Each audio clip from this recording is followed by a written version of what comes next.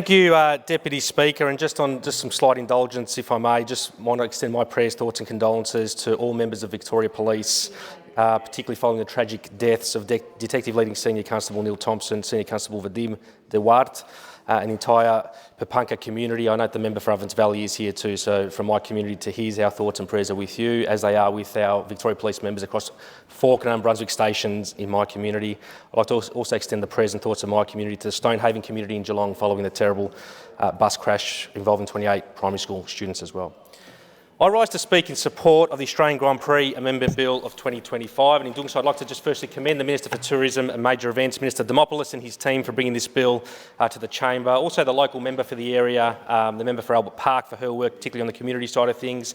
And I'm very pleased to say, Deputy Speaker, that I'm the lead speaker on this side of the House. I've got pole position on this side of the House when it comes to speaking on this bill. And I just want to acknowledge and commend the member for Nepean for taking his full 30 minutes as well on the bill. He completed the race track, he completed all the laps of the circuit, but I don't know if he came up as a McLaren finisher. I think it was more of a Huss finisher, bringing up the back of the line there.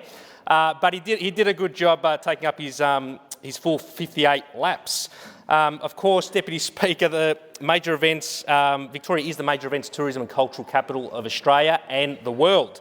And as highlighted just in yesterday's Herald Sun, according to the National Study for Seasonal Experience Index, Melbourne and regional Victoria remain among the top places for tourism during this winter, with more international interstate tourists continuing to visit Victoria.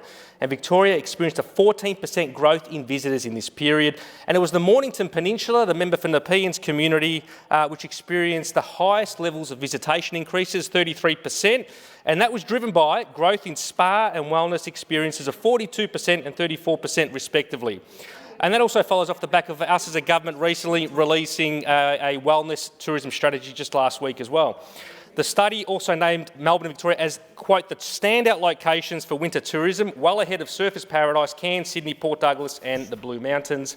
And Deputy Speaker, this of course is no accident. Our tourism and visitor economy continues to grow and burgeon because of our ongoing investments into more events and experiences that continue to attract more people throughout the year, that are anchored by, of course, the Australian Grand Prix, this very event that we're talking about through this bill, the Australian Open, the Melbourne Flower and Garden Show as well. I just want to acknowledge the Melbourne Flower and Garden Show, nursery and garden industry, who are here in the building this week. They run the Southern Hemisphere's largest premier horticulture event, third in the world, only behind Chelsea and Hampton in the UK.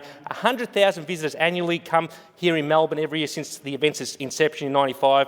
The sector employs 24,000 people. It's worth $2.5 billion to the state's economy. And I just want to acknowledge Craig Tabernier, the CEO of Nursery and Garden Industry Victoria, and David Reid from the association as well, who's from my community as well. Of course, it's the events through the National Gallery of Victoria, the AFL Grand Final weekend, the Spring Racing Carnival, the Boxing Day Test and so much more that continue to grow and support our visitor economy. And as highlighted by Minister Dimopoulos, as of March 25, our visitor economy is now worth $40 billion. It's one of our biggest economic drivers. 288,000 jobs associated. The international traveller spend has hit $9.3 billion, with record hotel bookings and nights recently. In July, off the back of the Wallabies and British Lions event, the Lego Stars Wars event, Melbourne Winter Masterpieces, French Impressionism at the NGV, Frida Kahlo exhibition, the International Ballet at Hamer Hall, which I took my daughters to go and visit and see recently, was absolutely sensational, I've got to say, very impressive.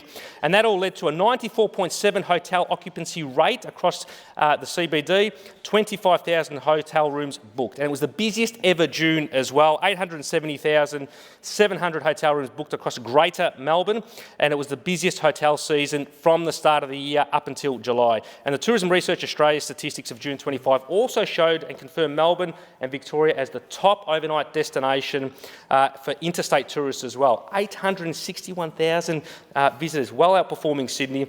And this, again, is because of our events calendar, but also because of the infrastructure we have helped deliver and support over the years.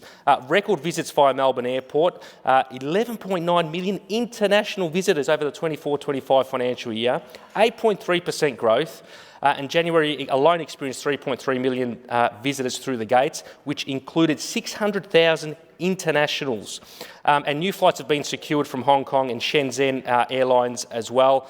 New hotels have opened in the last 12 months. The One Hotel, Melbourne Place, Licence Place in Parliament Gardens. The Adina in Pentridge of Coburg, of course, Deputy Speaker, and the total hotel room capacity is now at 65,500 across Victoria now. And of course, a key anchor to that burgeoning visitor economy remains the Australian Grand Prix. The Australian Grand Prix Act of 1994 has been enforced for over 30 years. It empowers the Australian Grand Prix Corporation to hold the Formula One Grand Prix at Albert Park and the Australian Motorcycle Grand Prix, MotoGP at Phillip Island. These annual events have been features of our major events calendar, of course, since 96 and 97 respectively. The Grand Prix provides a significant contribution to the Victorian visitor economy, driving visitation spend and contributing to the vibrancy and livability of Victoria and promoting Melbourne and Victoria to a global audience. This event holds the record for this year's event holds the record for the highest attendance weekend sporting event ever staged in Melbourne as of 2025. The Grand Prix increased Victoria's gross state product by $323.9 million. It contributed at least $268 million to our economy, and it generated an estimated $3.08 in economic impact for the state in every dollar we invested as a government. It supports an estimated 1,600 annual full-time equivalent direct jobs through roles such as event construction, hospitality.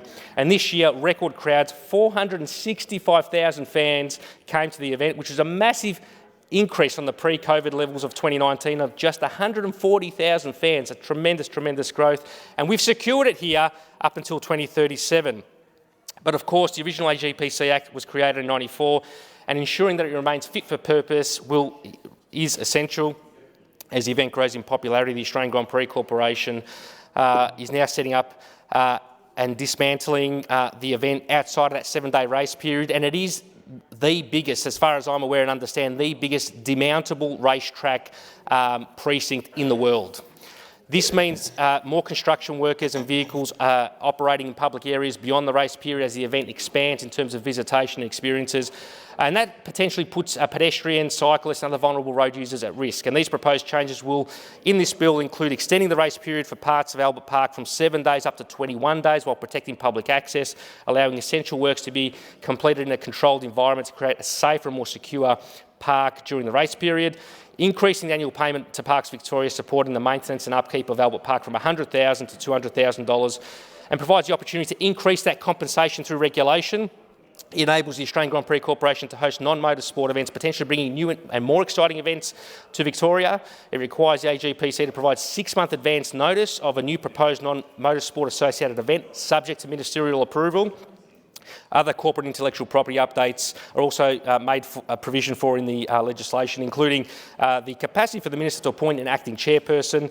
To help inform the implementation of the bill, a community consultation process is also going to be underway to help ensure Albert Park users and members of the local community are informed about these proposed amendments and how they can be best implemented. And people can go on the engage.vic.gov AU website to have their say, or reach out to their local member for Albert Park as well, I'm sure. And Deputy Speaker, along with this bill, we're also investing to deliver a new, modern and fit-for-purpose pit building for the Grand Prix to secure its future, 14 garages, community access for spaces for sport and recreation outside the race period, and of course we're working to preserve and enhance the Australian F1 experience through this bill and through the investments that we're making. And again, I commend the member for Albert Park in her efforts throughout all of this process. And I acknowledge as well some of the concerns that were raised by the member for Nepean, and noting that the opposition won't be opposing the bill but potentially moving amendments in the upper house. You referred to clause 22 around that 7-day to 21-day notice. And my message to the member for Nepean is that this bill essentially is about safety, the safety of the community living in and around the precinct. And he wanted to cite examples as to why we need to expand these provisions to make things safer. And the first thing I'd say to that to the member for Nepean is, why should it take a death or something serious to happen for safety to be improved? But point number 2, which he appears to have forgotten, is that there already has been a death at Albert Park. In 2001, a race steward was tragically killed in very tragic circumstances, and learnings were implemented from that following the coroner's report so that we can make sure it can never happen again. We need to do the same through this bill to make safety the priority for the community now as well. And I commend the member for Nepean in some respect too. He didn't talk down our state's tourism economy like he usually does through his contribution, because he usually does sound like the shadow Minister for Tourism for Queensland, Western Australia, South Australia and New South Wales. I mean, he wants to talk about contract negotiations around the Grand Prix. He went to the Live Golf experience in Adelaide, let's not forget, and he said to the media that he will negotiate to bring that event here to Victoria. And the very next day, the South Australian Premier, Peter Malzanauskas, announced a contract extension of the Live Golf tournament to 2031. Member